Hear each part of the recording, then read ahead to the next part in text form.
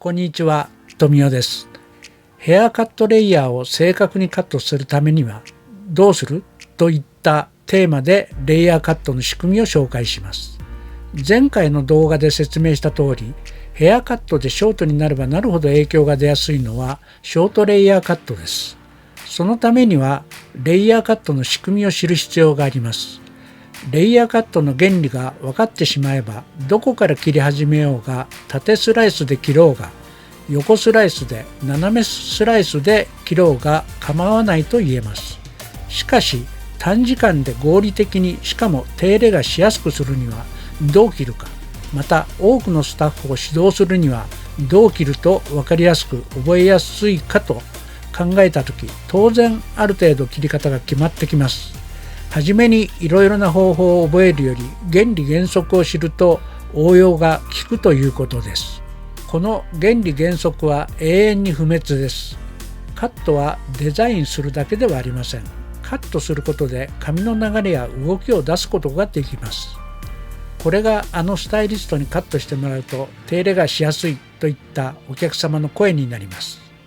繰り返しになりますが、しっかりした基本を身につけると、なぜそれがベターなのかといった説明が可能になります。カットの原理は今も昔も変わりません。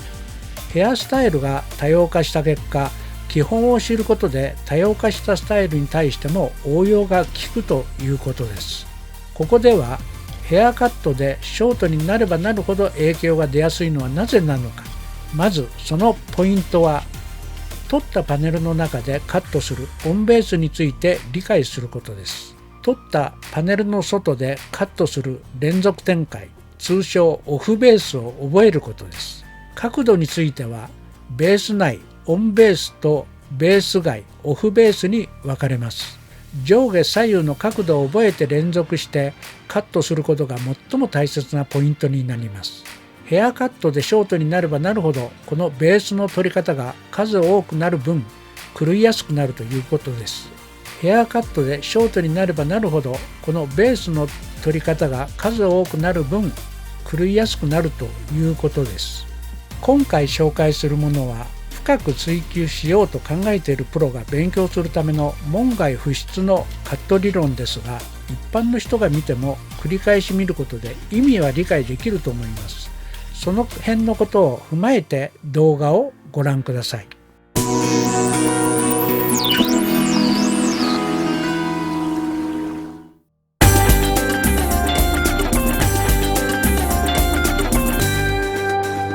まずはセームレイヤーオンベースに切ります。同じ幅を決めてオンベースでガイドに合わせてカットします。はい、次のセクションも同じように繰り返します。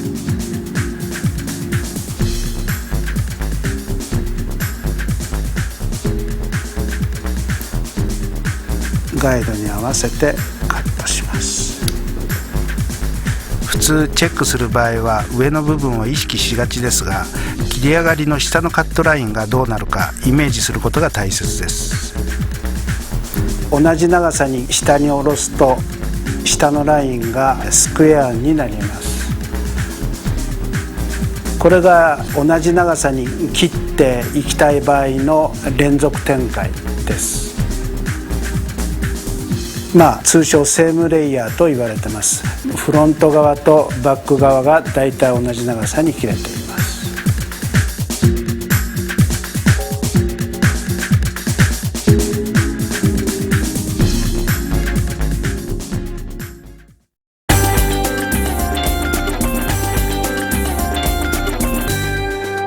今度は左オフベース、ベースよりも左の方に外して、でその位置でカットします。それの連続展開です。では実際にやってみましょう。まずスライスを取ったら、これがオンベースだとすると、オンベースだけど左の方に少しベース外、左オフベースに外します。でカット。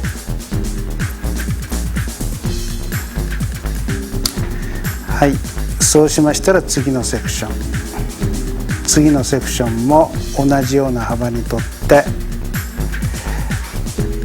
でオンベースだけどもやや左の方向に外します。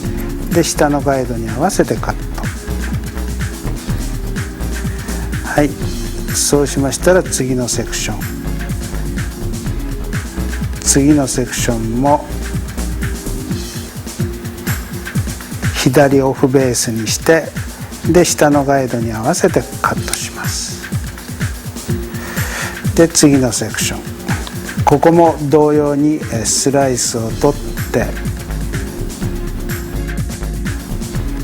左オフベースから外します。で下のガイドに合わせてカットします。次のセクションも同様に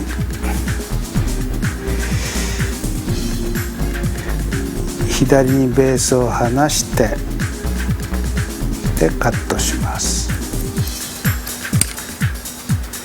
はい、次も同様に切り進みます。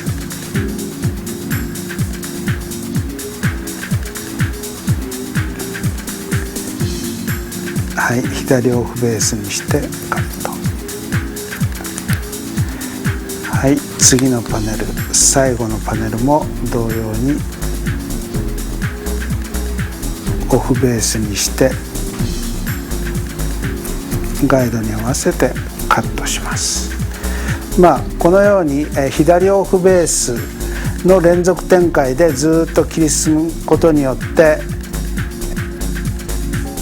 後ろが短く徐々にこう前が長く切ることができます。